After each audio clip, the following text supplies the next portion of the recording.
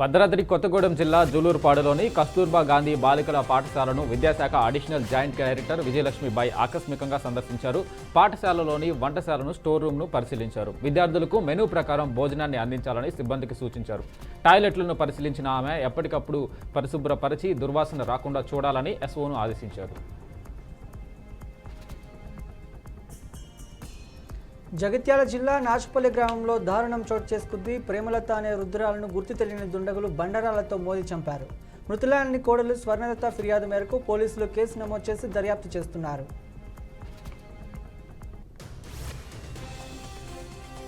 కడప జిల్లా పులివెందుల మండల జెడ్పీటీసీ ఉప ఎన్నిక ప్రచారంలో వైసీపీ నాయకులు దూసుకుపోతున్నారు. నల్లపరెడ్డి పల్లె శివాలయంలో ముందుగా ప్రత్యేక పూజలు చేసి ప్రచారాన్ని ప్రారంభించారు. జెడ్పీటీసీ ఉప ఎన్నిక ప్రచారంలో అభ్యర్థి హేమంత్ రెడ్డిని గెలిపించాలని కడప ఎంపీ వైఎస్ అవినాష్ రెడ్డి, ధర్మవరం మాజీ ఎమ్మెల్యే కేతిరెడ్డి వెంకటరామిరెడ్డి గడప గడపకు తిరుగుతూ ప్రజలను ఓట్లు అడుగుతున్నారు. ఈ కార్యక్రమంలో పెద్ద సంఖ్యలో నాయకులతో పాటు కార్యకర్తలు పాల్గొన్నారు. నాగర్ కర్నూలు జిల్లాలోని సామాజిక ఆరోగ్య కేంద్రంలో జిల్లా కలెక్టర్ భాగవత్ సంతోష్ ఆకస్మిక తనిఖీలు నిర్వహించారు. ఈ తనిఖీ సందర్భంగా కలెక్టర్ ఆరోగ్య కేంద్రాల్లోని విధుల నిర్వహణ, వైద్య సిబ్బంది హాజరు, సేవల నాణ్యత వంటి అంశాలను సమీక్షించారు.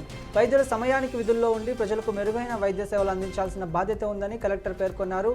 ప్రభుత్వ వైద్య వ్యవస్థపై ప్రజలకు నమ్మకం పెరగాలంటే వైద్యులు నిర్లక్ష్యంగా కాకుండా సమయపాలన పాటించి క్రమశిక్షణతో విధులు నిర్వహించాలని సూచించారు. శ్రీకాకుళం జిల్లా ఆముదాల వలసలో 21.5 కేజీల గంజాయిని పోలీసులు పట్టుకున్నారు. గంజాయితో పట్టుబడ్డ వారి పేర్లు జగదీష్, సాకేత్ అని గుర్తించారు. గంజాయి ఎక్కడి నుండి ఎగుమతులు అవుతున్నాయని పోలీసులు ఆరా తీస్తున్నారు. అలాగే నిందితులను అరెస్టు చేసి స్టేషన్కు తరలించారు. 6 ఏళ్ల బాలికపై లైంగిక దాడికి పాల్పడ్డ 70 ఏళ్ల వృద్ధుడికి 20 ఏళ్ల కఠిన కారాగార శిక్ష, 50,000 రూపాయల జరిమానా పడింది. బాధిత బాలిక కుటుంబానికి 7.75 లక్షల పరిహారం చెల్లించాలని న్యాయమూర్తి ఆదేశించారు. ఈ మేరకు ఖమ్మం మొదటి ఫాస్ట్ ట్రాక్ స్పెషల్ కోర్టు న్యాయమూర్తి కె ఉమాయాదేవి తీర్పు ఇచ్చారు. ఈ ఘటన ఖమ్మం జిల్లా వైరా మండలంలో చోటు చేసుకుంది. తిరుపతి జిల్లా సత్యవేడు నియోజకవర్గం నుంచి వైఎస్ఆర్సీపీ నుంచి టీడీపీలోకి భారీగా చేరికలు జరిగాయి. టీడీపీ సత్యవేడు ఇన్ఛార్జి శంకర్రెడ్డి ఆధ్వర్యంలో ఈ చేరికలు జరిగినట్లు మంత్రి అనగానే సత్యప్రసాద్ చెప్పారు. ఎంపీటీసీ, జడ్పీటీసీలు, సర్పంచీలు అందరూ టీడీపీలో చేరడం ఆనందంగా ఉందన్నారు. సూపర్ 6లో చెప్పినట్లు అన్నీ అమలు చేస్తున్నామని చెప్పారు. ఇక ఆగస్టు 15 నుంచి మహిళలకు ఉచిత బస్సు ప్రయాణం ఏర్పాటు చేస్తున్నామని తెలిపారు. నిర్మల్ జిల్లా బైన్సా సబ్ కలెక్టర్గా అజ్మీరా సాంకేత్ కుమార్ ఉద్యోగ బాధ్యతలు చేపట్టారు. ఉదయం వేళలో హైదరాబాద్ నుంచి ఉద్యోగ బాధ్యతల స్వీకరణ కోసం తరలివచ్చారు. మార్గమధ్యంలో బాసరామ వారిని దర్శించుకొని ప్రత్యేక పూజలు చేశారు. అక్కడి నుంచి బైన్సాలోని కార్యక్రమానికి ఉద్యోగ బాధ్యతలు స్వీకరణ కోసం తరలివచ్చారు. అనంతరం కార్యక్రమంలో ఆర్డీఓ కోమటిరెడ్డి నుంచి సబ్ కలెక్టర్ బాధ్యతలు స్వీకరించారు. బీజేపీ పార్టీ దండు కిషోర్ కుమార్ మండల అధ్యక్షులుగా ఎన్నికయ్యారు. తనపై నమ్మకంతో బీజేపీ పార్టీ చిన్ని గొట్టుకొల్లు మండల అధ్యక్షునిగా ఎన్నుకున్నందుకు జిల్లా అధ్యక్షులు సామంచి శ్రీనివాస్కు ఆయన కృతజ్ఞతలు తెలిపారు. బీజేపీ పార్టీ సిద్ధాంతాలు, అధిష్టానం తీసుకున్న నిర్ణయాలకు కట్టుబడి పనిచేస్తూ చిన్న గొట్టిగల్లు మండలంలో క్షేత్రస్థాయి నుంచి పార్టీ బలోపేతం చేస్తానని వెల్లడించారు. పుట్టిన వెంటనే పాపకు తల్లి ముర్రుపాలు అందజేయాలని ఆదిలాబాద్ రిమ్స్ డైరెక్టర్ జైనస్ రాథోడ్ సూచించారు. తల్లిపాల ప్రాముఖ్యతను తెలియజేయడానికి విస్తృతంగా అవగాహన కల్పిస్తామని పేర్కొన్నారు. ఇందులో భాగంగా రిమ్స్ వైద్యులతో పాటు విద్యార్థులతో కలిసి ఆదిలాబాద్లో అవగాహన ర్యాలీ నిర్వహించారు. తల్లిపాలు బిడ్డకు ఎంతో శ్రేయస్కరమని పేర్కొన్నారు. తల్లిపాల ప్రాముఖ్యతను అందరూ తెలుసుకోవాలని అన్నారు.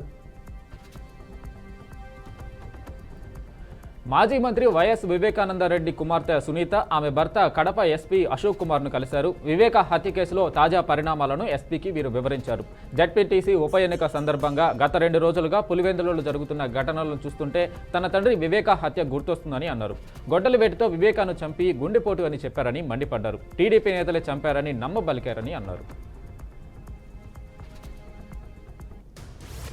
ఇందిరమ్మ గృహ నిర్మాణ లబ్ధిదారుల సౌకర్యవంతంగా నల్గొండ జిల్లా చింతపల్లి బైపాస్ వద్ద తొలిసారిగా స్టాండ్ బజార్ ఏర్పాటు చేశారు. ట్రక్కు ఇసుక బహిరంగ మార్కెట్లో 4,000కు పైగా ధర పలుకుతుండగా ఈ స్టాండ్ బజార్లో టన్ను ఇసుక 1,230 రూపాయల ధర నిర్ణయించారు.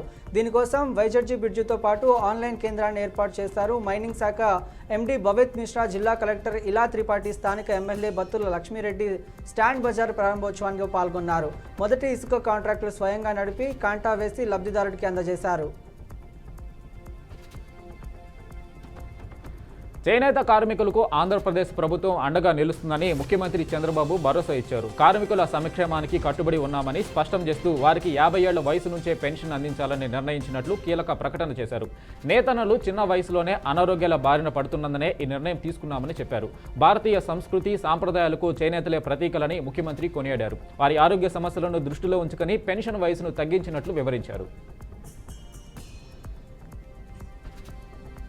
బీసీ రిజర్వేషన్ల కోసం తుది వరకు పోరాడుతామని మంత్రి పొన్నం ప్రభాకర్ చెప్పారు. కేంద్ర మంత్రి కిషన్ రెడ్డి లాంటి వారు కుట్రలను స్వాగతించబోమని అన్నారు.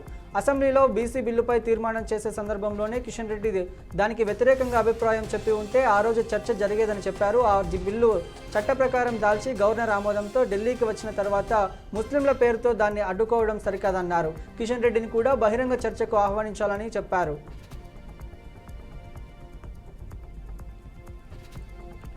మతపరమైన రిజర్వేషన్లకు బీజేపీ వ్యతిరేకమని కేంద్ర మంత్రి కిషన్ రెడ్డి అన్నారు. ముస్లింలకు 10% రిజర్వేషన్లను తీసివేస్తే తెలంగాణలో బీసీలకు 42% రిజర్వేషన్ల విషయంలో తాను వ్యక్తిగతంగా బాధ్యత తీసుకుంటానని చెప్పారు. ఏపీ ముఖ్యమంత్రి చంద్రబాబు నాయుడుపై వైసీపీ నేత మాజీ మంత్రి పేర్ని నాని మరోసారి తీవ్ర వ్యాఖ్యలు చేశారు. చంద్రబాబుకి వయసు పెరిగే కొద్దీ సంకుచిత ఆలోచన ధోరణి పెరుగుతోందని ఆయన మండిపడ్డారు. ఖాళీగా ఉన్న స్థానిక సంస్థల ఎన్నికల్లో నిర్వహించాల్సిందేనని, అయితే కేవలం పులివెందుల జెడ్పీటీసీకి మాత్రమే బై ఎలక్షన్స్ పెట్టారని విమర్శించారు. కూటమి ప్రభుత్వం ఎన్ని అడ్డంకులు సృష్టించినా పులివెందుల జెడ్పీటీసీకి నామినేషన్ వేశారని చెప్పారు. టీమిండియా యువ కెప్టెన్ శుభమన్ గిల్ ఇంగ్లాండ్ పర్యటనలో సృష్టించిన రికార్డులపై సర్వత్రా ప్రశంసలు వెల్లువెత్తుతున్నాయి. గిల్ ఆట తీరు, నాయకత్వ పటిమను విశ్లేషిస్తూ క్రికెట్ దిగ్గజం సచిన్ టెండూల్కర్ ఆసక్తికర వ్యాఖ్యలు చేశాడు. గిల్ బ్యాటింగ్ అద్భుతంగా ఉందని కొనియాడారు. నాణ్యమైన బ్యాటింగ్ చేయాలంటే స్పష్టమైన ఆలోచన, గేమ్ ప్లాన్ ఉండాలి. గిల్ ఫుట్ వర్క్లో ఖచ్చితత్వం కనిపించిందన్నారు. దేశ రైతుల ప్రయోజనాల విషయంలో ఎట్టి పరిస్థితుల్లోనూ రాజీ పడేదే లేదని ప్రధాని నరేంద్ర మోడీ స్పష్టం చేశారు. వారి కోసం ఎంతటి మౌల్యం చెల్లించడానికైనా తాను సిద్ధంగా ఉన్నా అన్నారు. భారత్పై అమెరికా అధ్యక్షుడు డొనాల్డ్ ట్రంప్ సుంకలాల యుద్ధాన్ని మరింత తీవ్రతరం చేసే మరుసటి రోజే ప్రధాని మోడీ ఈ వ్యాఖ్యలు చేయడం ప్రాధాన్యం సంతరించుకుంది. రష్యాతో చమురు కొనుగోలు చేయవద్దంటూ అమెరికా అధ్యక్షుడు ట్రంప్ చేసిన హెచ్చరికను భారత్ ఏమాత్రం ఖాతరు చేయలేదు. తమ దేశ ప్రయోజనాలే తమకు ముఖ్యమని ఇండియా స్పష్టం చేసింది. ట్రంప్ తీసుకున్న నిర్ణయాన్ని కాంగ్రెస్ ఎంపీ శశి థరూర్ తప్పుబట్టారు. ఓ పక్క రష్యా నుంచి అమెరికా యురేనియం, పల్లాడియం వంటి వాటిని దిగుమతి చేసుకుంటూ మరోపక్క భారత్ విషయంలో ద్వంద్వ ప్రమాణాలు పాటిస్తుందని విమర్శించారు. మనకంటే ఎక్కువగా రష్యన్ చమురును చైనా దిగుమతి చేసుకుంటుందని, భారత్పై ట్రంప్ తీసుకున్న నిర్ణయం సరికాదని అన్నారు. సీఎం రేవంత్ రెడ్డిపై మాజీ మంత్రి హరీష్ రావు తీవ్ర విమర్శలు గుప్పించారు. ఈ మేరకు ఆయన ఇవాళ నర్సాపూర్ ఎమ్మెల్యే సునీత లక్ష్మిరెడ్డి క్యాంపు కార్యాలయంలో మీడియా సమావేశంలో మాట్లాడారు. ముఖ్యమంత్రి మేడిగడ్డ పడావు పెట్టాడని, బనకచర్ల నీళ్లు గురుదక్షిణానికి పంపించాడని విమర్శించారు. కాంగ్రెస్ పార్టీ అధికారంలోకి వచ్చాక రాష్ట్రంలో 2 లక్షల పింఛన్లు రద్దు చేసిందని ఆరోపించారు. తులం బంగారం ఇస్తామన్నారు, ఇప్పటికీ మొదలుపెట్టిందే లేదన్నారు. 4000 పింఛన్ ఇస్తామని చెప్పినా హామీ ఇప్పటి వరకు నెరవేర్చలేదన్నారు. జాతీయ చేనేత దినోత్సవం సందర్భంగా నేతన్న కుటుంబాలకు ఏపీసీసీ వైఎస్ షర్మిల చేనేత దినోత్సవ శుభాకాంక్షలు తెలిపారు. భారతీయ సంస్కృతి వారసత్వానికి చిహ్నం మన చేనేత అని పేర్కొన్నారు. నిండైన భారతీయతకు, మన అస్తిత్వానికి అసలైన గుర్తింపునిచ్చే నేతన్నల సంక్షేమానికి కేంద్ర రాష్ట్ర ప్రభుత్వాలు చేస్తున్నది ముమ్మాటికి మోసమే అని ఆమె ఆరోపించారు. చేనేత సంక్షేమానికి 5,000 కోట్ల రూపాయల కేంద్ర బడ్జెట్లో కేటాయిస్తామని చెప్పి ముష్టి 200 కోట్లు ఇచ్చి చేతులు దులుపుకోవడం దారుణమన్నారు. మంగళగిరి వాసులు తనపై చూపిన ప్రేమను ఎన్నటికీ మర్చిపోలేనని మంత్రి నారా లోకేష్ తెలిపారు. జాతీయ నేతగా దినోత్సవం సందర్భంగా జరిగిన సభలో ఆయన మాట్లాడారు. చేనేత కార్మికులు తనపై ప్రాణ సమానమన్నారు. వారు కార్మికులు కాదు, కళాకారులు అని తెలిపారు. మంగళగిరి నేతలకు కుటుంబ సభ్యులు అన్నారు. చంద్రబాబు సహకారంతో ప్రతిపక్షంలో ఉన్నప్పుడు 26 సంక్షేమ అభివృద్ధి కార్యక్రమాలు చేపట్టినామని తెలిపారు. అన్నమయ్య జిల్లా ఒంటిమిట్ట మండల జెడ్పీటీసీ ఉప ఎన్నికల సందర్భంగా వైసీపీ అగ్రనేతల ఆధ్వర్యంలో ప్రచారం విస్తృతంగా కొనసాగుతుంది. బాజా భజంత్రీల మధ్య ఇంటింటికి తిరుగుతూ కరపత్రాలు పంపిణీ చేస్తూ ఆర్భాటంగా ప్రచారం నిర్వహించారు. అభ్యర్థి ఎరగంరెడ్డి సుబ్బారెడ్డిని గెలిపించాలని ఇంటింటి ప్రచారంలో ఎంపీ రఘునాథ్ రెడ్డి, బద్వేల్ ఎమ్మెల్యే దాసరి సుధా తదితరులు పాల్గొన్నారు. యాదగిరిగుట్ట లక్ష్మీ నరసింహస్వామి అనుగ్రహం ప్రజలందరిపై ఉండాలని స్వామివారిని ప్రార్థించినట్టు బీజేపీ రాష్ట్ర అధ్యక్షుడు రామచంద్రరావు తెలిపారు. యాదగిరిగుట్ట లక్ష్మీ నరసింహస్వామిని దర్శించుకొని ప్రత్యేక పూజలు చేశారు. రాష్ట్ర అధ్యక్షుడిగా నియామకమైన తర్వాత మొదటిసారి యాదాద్రి భువనగిరి జిల్లాకు వచ్చానన్నారు. ఇక్కడ అందరినీ కలిసి సమస్యలు తెలుసుకుంటానని చెప్పారు. సూర్యాపేట జిల్లా కోదాడ పట్టణంలో విషాదం చోటు చేసుకుంది. చెరువు బజార్లో ఓ వివాహిత బలవన్మరణానికి పాల్పడింది. కుటుంబ కలహాలే ఆత్మహత్యకు కారణమని బంధువులు ఆరోపిస్తున్నారు. ఘటనపై పోలీసులు కేసు నమోదు చేసి దర్యాప్తు చేస్తున్నారు.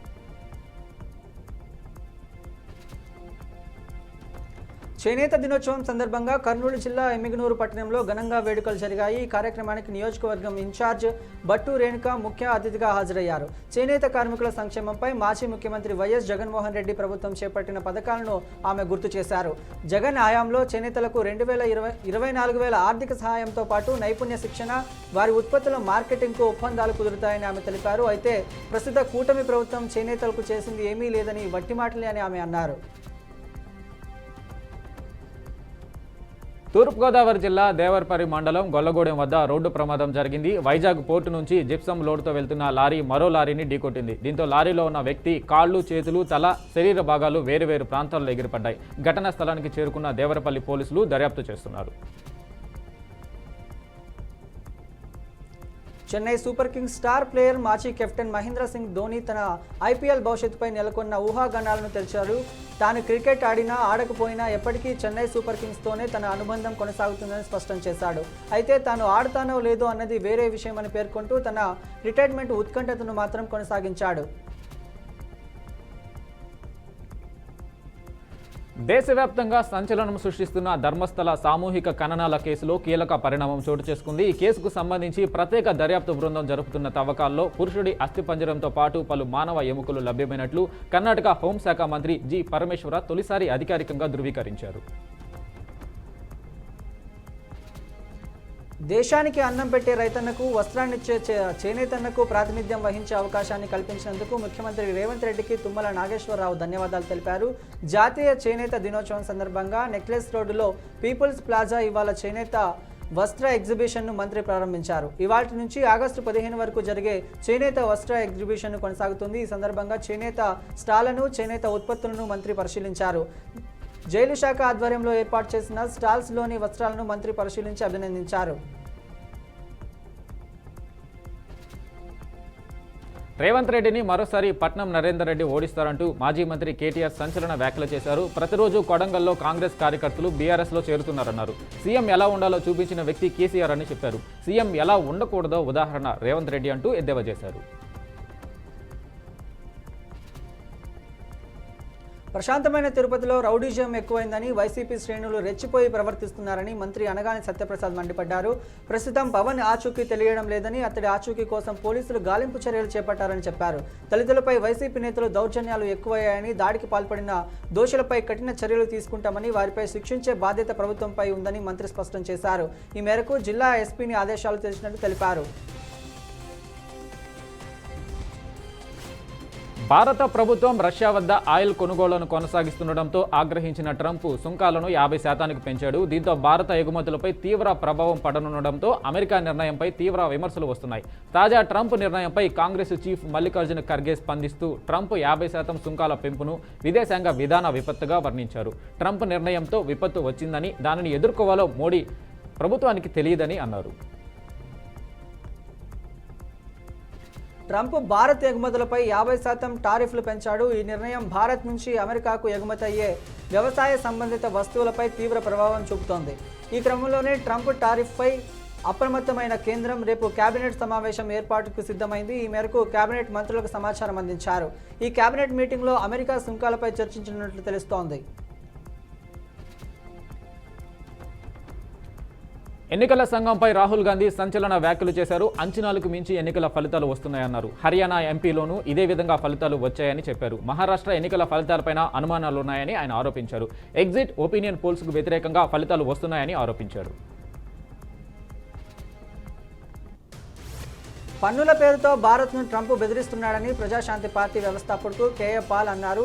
ఈ విషయంపై మోదీ మౌనవ్రతం పాటిస్తున్నారని మండిపడ్డారు. బీసీలకు న్యాయం చేసేదే ప్రజాశాంతి పార్టీని అని అన్నారు. బెట్టింగ్, గేమింగ్ యాప్స్ను నిషేధించాలని డిమాండ్ చేశారు. ఈ యాప్స్ నిషేధించాలని ప్రధాని ఎంపీలకు లేఖ రాశానన్నారు. భారత్ నుంచి తమ దేశానికి వచ్చే దిగుమతులపై అదనంగా మరో 25% సుంకాలు విధించడంపై ఏఐఎంఐఎం చీఫ్ అసదుద్దీన్ ఓవైసీ ఆగ్రహం వ్యక్తం చేశారు. ట్రంప్ చేష్టలు ముఖ్య స్థానంలో ఉన్న బఫూన్ బెదిరింపుల్లో ఉన్నాయని ఎద్దేవా చేశారు. భారతదేశంలోని ఎగుమతిదారులకు, చిరు వ్యాపారులకు, వాటిలో పనిచేసే ఉద్యోగులకు ప్రమాదకరమని వ్యాఖ్యానించారు. ప్రపంచవ్యాప్తంగా వాణిజ్యం ఎలా జరుగుతుందో అర్థం చేసుకోకుండా ట్రంప్ అనుసరిస్తున్న వైఖరి దౌత్యం అనిపించుకోదని విమర్శించారు. ఢిల్లీలో యమునా నది నీటి ప్రవాహం డేంజర్ మార్కును దాటింది. గత కొన్ని రోజులుగా ఢిల్లీకి ఎగువన ఉన్న హిమాచల్ ప్రదేశ్, ఉత్తరాఖండ్లో కురుస్తున్న భారీ వర్షాలకు యమునా నదికి వరద పోటెత్తింది. పాత రైల్వే బ్రిడ్జి వద్ద యమునా నది నీటి మట్టం 204.50 మీటర్ల ప్రభావంతో స్థాయికి దాటింది. నదిలో నీటి మట్టం 204.88 మీటర్లుగా ఉందని అధికారులు తెలిపారు. నదిలో నీటి ప్రవాహం పెరుగుతుండటంతో అధికారులు అప్రమత్తమయ్యారు. వరద పరిస్థితిని ఎదుర్కొనేందుకు ముందుగా జాగ్రత్తలు చేపట్టారు.